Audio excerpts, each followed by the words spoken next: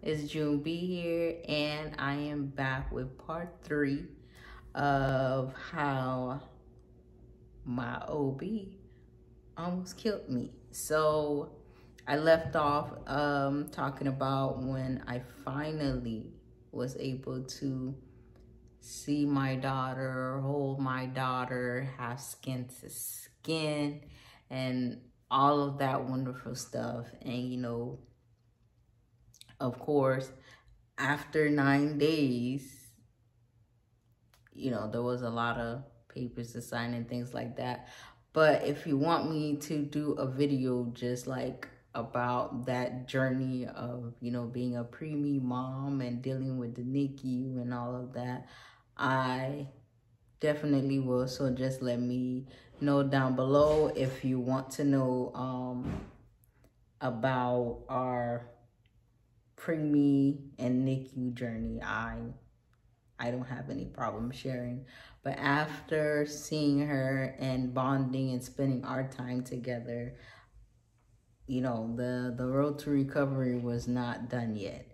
I still had to regulate my blood pressure. They still had to continuously check up on me just to make sure that my body is not rejecting the blood transfusion, because I was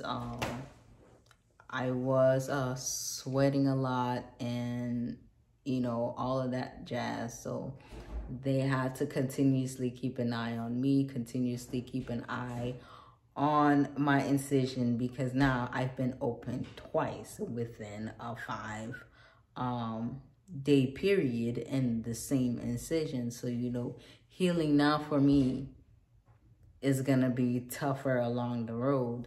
And with severe preeclampsia, it's not just hypertension, but it's like liver problems, kidney problems. You know what I'm saying? Like, I was literally on 5 different types of medications, and I was seeing my cardiologist, and he was just trying to make sure that even after I get released, well, first he had to get me to the point where I can be released, to where my body has regulated enough that they feel like I can be released. And 2, how long are we going to be on these medications? You know what I'm saying? So I stayed in the hospital for another week, I believe. And like, I had a whole delay because they had an IV on this arm particularly, and it was the same IV that I had, because I had blood transfusion twice, before and after surgery. And so eventually it needed changing, so they would have had to switch it from here to there. You're not supposed to leave it in for that long, but they left it in too long. And when they would put that clear fluid in to like clean my IV, it would sting. And I would let the nurse know, like, this feels uncomfortable. And of course, people thinking they know everything, and they're just not listening to you, even though you're the patient, okay? They ignore me. So what happens is, this right here, it gets higher, it gets solid, and now it started to turn black. So now I'm letting like my cardiologist and the higher ups know, like, yo, they have to take this IV off. Like, this is not good. This is definitely a sign of infection. They gotta take it out. I can't yank my IV off, so they gotta take it off. So of course they talk to them, and they listen to the doctors or whatnot.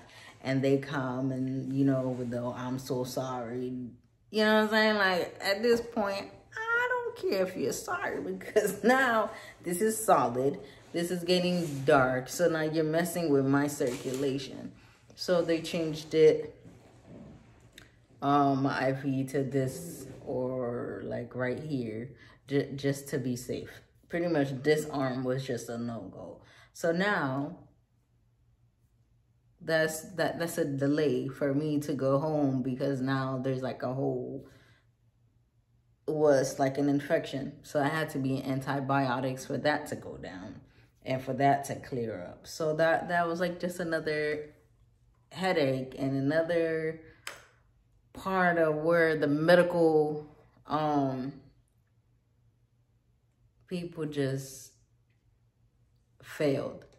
And I've noticed, like, it's just a lot of pattern of everybody thinks they know better than you, even though you're the patient.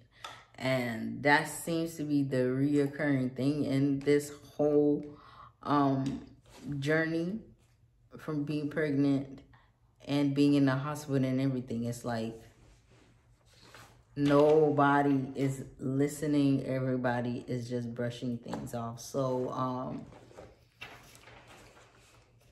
I saw my OB like one last time.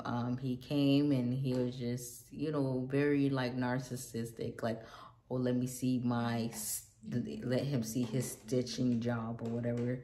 And even that was almost infected. But thank goodness, you know, with me taking the antibiotics, everything cleared up with my incision and with this. So now it was just time to focus on, you know, of course, after you have surgery like that, they have to make sure that you're capable of having a bowel movement and all of that. And of course, I was on a lot of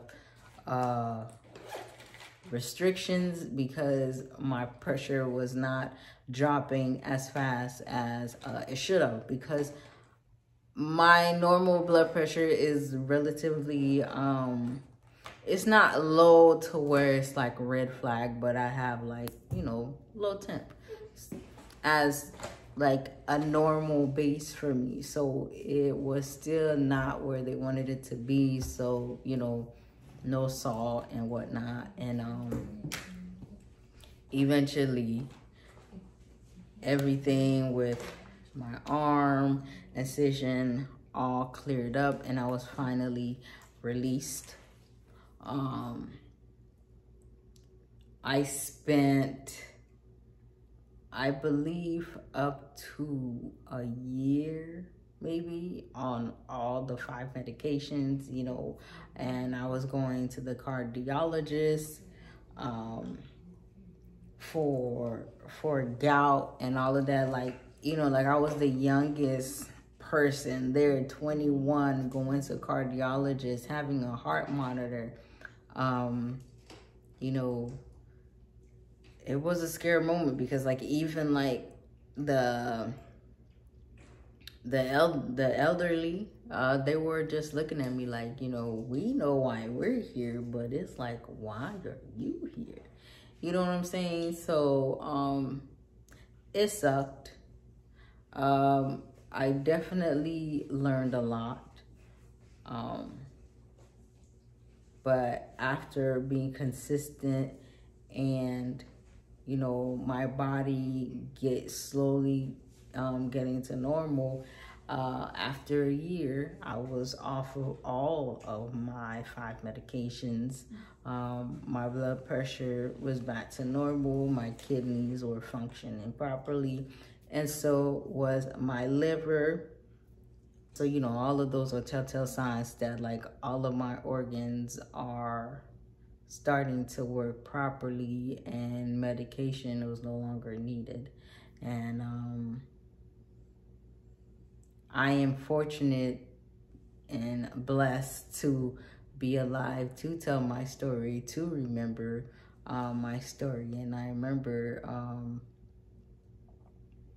I went to the hospital like months after being released, because I have endometriosis and fibroids, and you know, my menstrual cycle can be very painful. And I remember this doctor, he looked at me and total shock, and he called one of his colleagues over, and he just came to me and he was just like, I just wanted to make sure that this is you. And I was like, yeah, this is me. And he was just like, from everything that I've read in your chart, it's just amazing that you are still here from being on life support and everything. And okay, I am back. My memory is full, so I'm gonna have to clear out some things. But yeah, he was just like, you know, you survived being on life support and all of this, and you're still here. Like, it was just, you know, like for someone to come and acknowledge you in that sense is just mind-blowing, because that was like a very tough time. But you know, I started a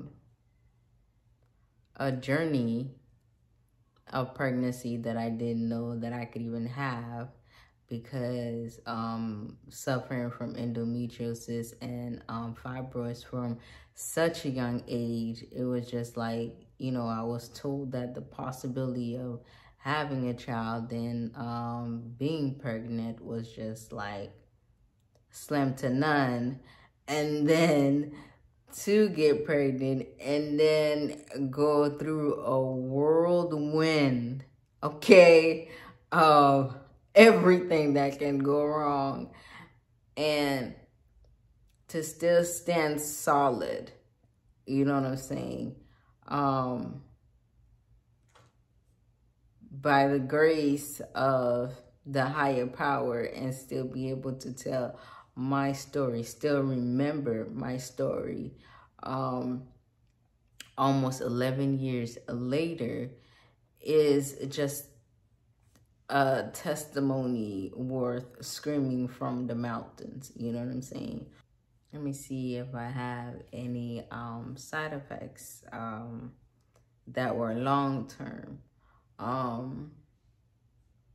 I did end up having a gallbladder removal years after, like 5 years after all of that ordeal. I can tell you a story about that too. Just comment down below if you want to talk about that. And you know, that was just due to all of the hit that my body took, and eventually, you know, the gallstones just kept building, and you know what I'm saying? So that happened. What else? I still have pain on my left side. Keep trying to get a CAT scan or MRI for it, but my insurance keeps knocking it off. So at this point, I'm probably going to have to just pay out of pocket just to see what's going on, because I have checked for fibroids and it's nothing. So something is telling me that it might be, you know, related to surgery 11 years ago. So that I plan on getting checked. But I mean, other than that, and my C-section, my incision took 4 years. 4 years to like fully heal, for you know, because at first I thought it was going to keloid, because like, you know, but then like it started shrinking, it started to go down. So like after 4 years, I don't feel anything. I don't have any pain, any like bad sensation. But yeah, it's a 4 years for that bad boy to fully heal. And I heal relatively quickly. So, but you know, having been cut twice in the same area, that does cause a lot of trauma to the skin. So totally understood why my body needed that time. And yeah, 11, well, almost 11 years later, I'm here to tell my story and, you know, just update on my daughter. She's doing terrific, by the way. She is great. Almost done with 5th grade, heading to 6th. So I am very blessed to have a happy ending for my story. And I know that because I know not many are as fortunate. And I do hear and read about the horrific stories that do happen when severe preeclampsia is not detected in time. And I am very blessed that although all of the obstacles were in my way, I still made it out alive. I still made it out with everything intact. You know what I'm saying? Like, it's still, you know, it's just pregnancy and all of that is still like a very, very scary thing to me because of everything that happened. But other than that, you know, I am doing great. You know, my body has healed. My liver is doing great. My kidneys, everything. So, and 11 years later, that is still the case. So, I am very blessed and fortunate, and I know that. And to anyone who has experienced, you know, severe preeclampsia, you know, C-section, recovery, epidural, oh my God, my heart goes out to all of you because, whew, it's not a joke. But thank you so much for watching. Don't forget to like, comment, subscribe, and share because it helps me grow and I greatly appreciate it. If you have any more suggestions, any story times that you would like to know, or anything else you would like me to elaborate on, feel free to comment down below and I will get back to you as soon as I can. Thank you so much for watching and I'll see you guys later.